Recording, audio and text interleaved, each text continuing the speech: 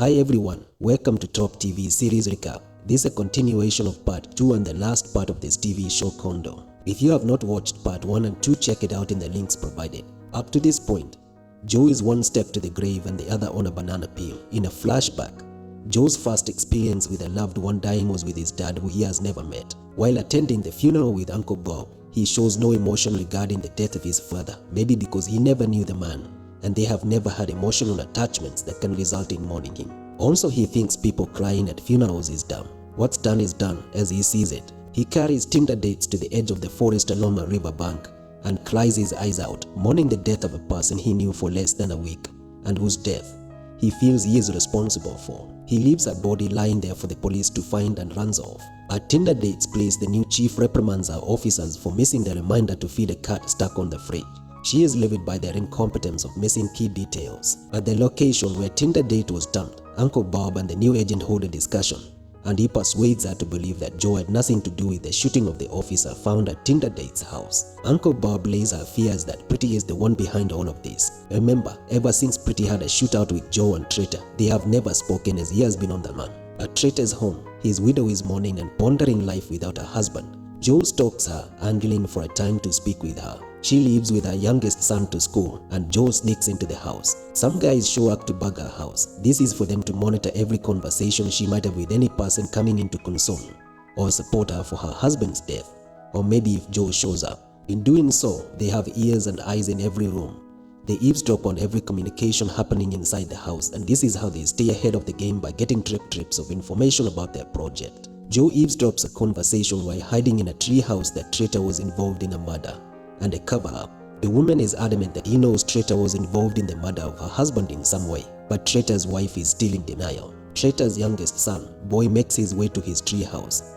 He finds Joe there and he screams his lungs out. Joe runs off. Pretty is informed of his location and a pursuit ensues. The new agent, who also had come to console Traitor's widow, gives a chase, corners and trips him. She questions him and he confirms Pretty is the one who killed all of them. Pretty blocks her way and demands to know why she never caught up with Joe, and she is suspicious. Turns out, Joe is bunking in the agent's car boot. At a prayer center in Riyadh, Saudi Arabia, the terrorist checks in and he can be seen making prayers. A meeting of the CIA deputy director and the head of the terror group takes place, and they take concern on how the defense contractor, the one who manufactured the devices to deliver the plague, has potentially dented the scheme. He has shown Polaris, the vaccine delivery drone, to the Pentagon, a move that can raise eyebrows in the security agencies. Being a weak link in the plan, a target is put on his head and he has to be cut loose. At this stage, they will do anything to have the plan go ahead as planned, and greedy players are a liability. His instructions are clear. The new agent takes Joe to her house, and they are all jumpy. The new agent plans to go after Pretty and arming herself with a shotgun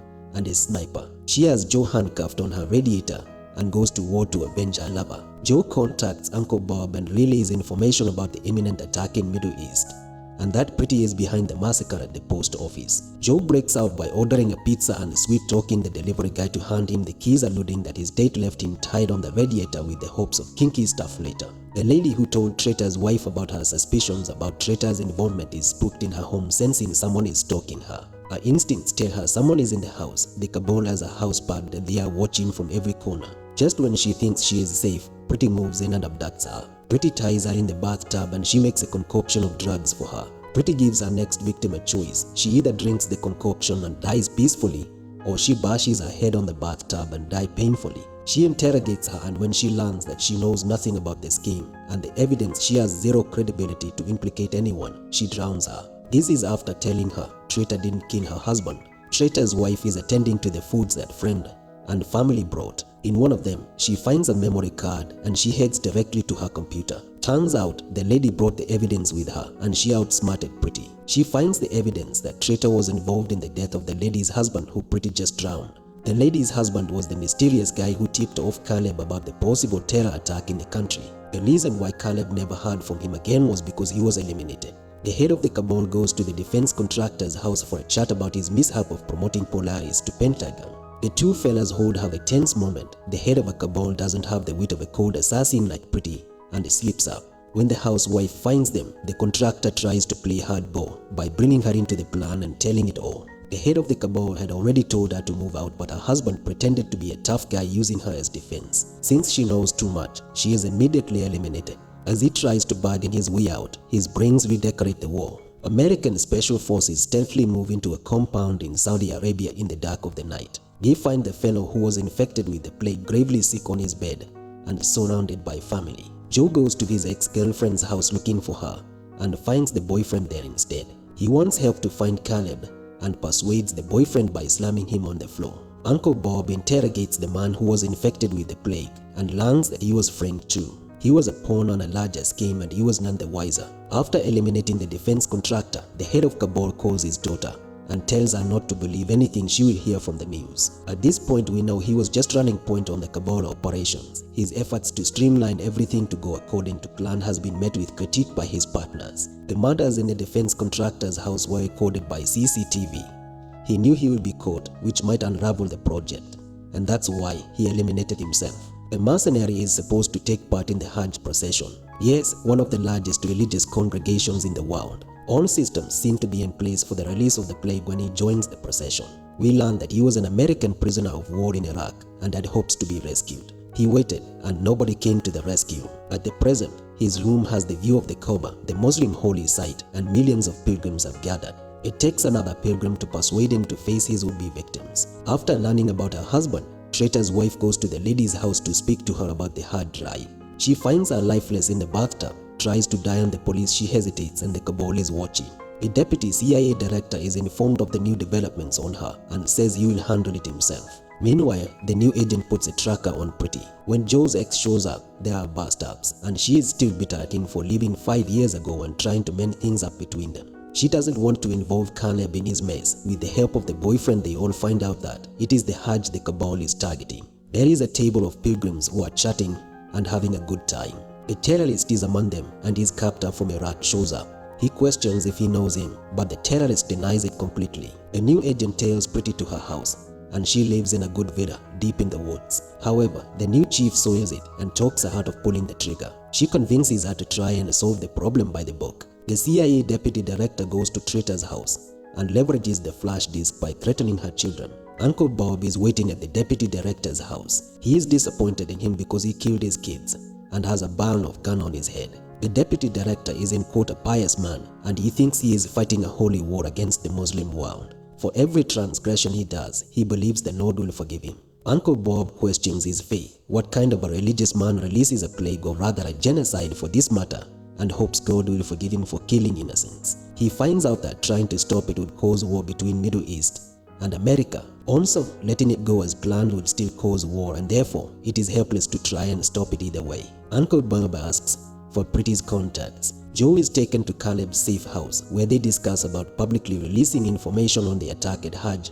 and possible outcomes. They realize that the terrorists will wait until the last day of Hajj so that the plague can spread far and beyond. Pretty is given another assignment and the new agent with the unit chief are on her trail. At this stage, the hunter has become the hunted, but she is aware of their tale. Turns out, Uncle Bob gave out the location of their safe house and it seems there are targets of all those involved and have information on the terror plot. Pretty checks in the cover of darkness and eliminates one of them. Then she takes Joe hostage, leading him on by the bow. At the Hajj, the former captain recalls and realizes there is a possible terrorist among them. But before he takes any measures to alert the authorities, he is swiftly eliminated by the mercenary who tells him he wasn't his agenda at the moment. At the safe house, the two agents arrive very late and find a massacre 2.0 has already happened. Pretty has Joe driving and the two have tense conversations and she attempts to reason with him, telling him that there is no point in having emotional ties with people because that's what can be used to hurt someone. As they converse, Joe crashes the car. At the safe house, the two find bodies of Pretty's latest victims. However, the new chief is a Cabal member too and she shoots the new agent. The new agent retaliates by shooting her as well. When they crash, Joe is the first one to be conscious and he leaves without harming Pretty, who is well, just there unconscious and helpless. Joe rings up Traitor's older son who ran away from home after the death of his father and has taken into junkie groups living in the woods. He arranges a meeting with their mother without the Cabal knowing. It is an emotional meetup. Pretty is picked up by a fellow mercenary and driven to her house. Turns out the Cabal have her on a target list too. Seems they do not want any loose ends. Her boss has betrayed her and eliminates the mercenary sent to finish her. Joe convinces Traitor's wife to do something and oh boy, she has gone through it all. She is a doctor in the hospital which the task force chief was brought. She drags her and smuggles her out to Uncle Bob's cabin's basement. He interrogates her about her involvement with the cabal. She tries to manipulate him by skirting around what Joe wants to know and what he knows. Joe lets his guard down and she makes a run for his gun. After a brief scuffle, she escapes into the woods and Joe goes after her with a gun. She ambushes him. They fight but Joe overpowers her, and in that melee she is thrown down the slope, spraining her leg. Cornered and unable to fight, she surrenders but she's hesitant to give details. Joe jobs her memory by firing bullets close to her ears. Yes, this is torture and Joe is going all in to extract information. In the morning, Joe goes to his uncle's place and relays information given by the task force chief. Turns out, all of this was nothing more than a revenge of the woman scorned. Uncle Bob and the task force chief were lovers. Uncle Bob had an affair with her, and it seems she thought Uncle Bob will leave his wife for her. The plan to sabotage Uncle Bob began years back when he ended their relationship. Turns out it all started in Saudi Arabia, where Bob had sent her after being done with her. She noticed 2 agents being in the wrong operation, and she is curious. At this time, the scheme to release the plague was in motion, but they lacked people in the inside. She learns of the whole plot after seducing and tricking one of the cabal members into getting a slice of her honey pie, drugging him, and then snooping in his computer while he slept and copies files into a thumb drive. She then went ahead and blackmailed the CIA deputy director, claiming she doesn't care whether they release the plague or not, but she has her own agenda and wanted to be an accomplice as long as it targets Uncle Bob. However, her plan had a dead man's switch. She had recorded all the information and given it to her lawyer. If she turns up dead, the data will be released to national newspaper. Either way, Joe eliminated her, and that is why Uncle Bob had been getting calls from the newspaper reporters after her body was found in the woods. However, Uncle Bob tells Joe that the newspaper won't print the dossier because it would throw America into chaos. If millions of Muslims in the country became aware that the CIA wants to harm fellow Muslims, it would radicalize them and anarchy would ensue. But even if they wanted, the plan by the cabal had no fail-safe. It would still go ahead as planned. Joe is back at the task force building and he made point man to track the mercenary in Saudi Arabia, and they are getting nowhere. The deputy CIA director comes over and tries to stop them from doing it, derailing their efforts to find him, but news of his wife, who was sick of cancer, makes him leave the building in haste. A survey team is needed. Joe gets a call from Pretty.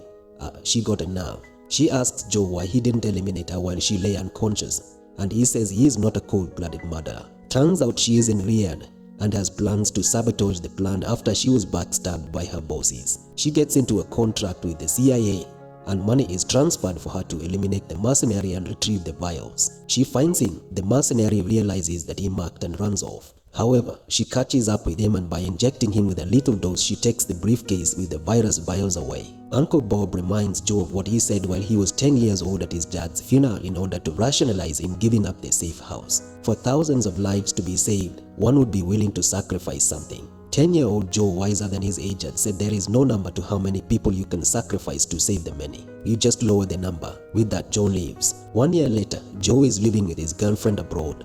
Here we can see the fellow making his normal morning runs. He takes his laptop and receives a call which turns out to be from Pretty. It's true this one has mental disorders and she likes to toy with her prey. They have tense conversation which she has timed to coincide with the church bells. At this point, Joe knows she is within his locale and he dashes out to try and save his girlfriend from what he knows as a psycho. However, Pretty has no plans to harm him. Warns him that the agency might want to harm him because they think Joe wants revenge. I think she has become fond of Joe, who asks if that's her way of proving how easy it is to get to him by randomly dropping by unannounced. She reminds him that he is the one that got away, meaning the only target that got away in her profession as a mercenary. At night, while asleep with his girlfriend, Joe receives a message on his computer. He had been lying in wait for the CIA deputy director on the other side of the globe to work on his computer. When he enters his password, Joe gains control. Seems Joe plans to exact revenge on the agency after all. He is going after the deputy director. It will help a lot if you leave comments and subscribe to the channel.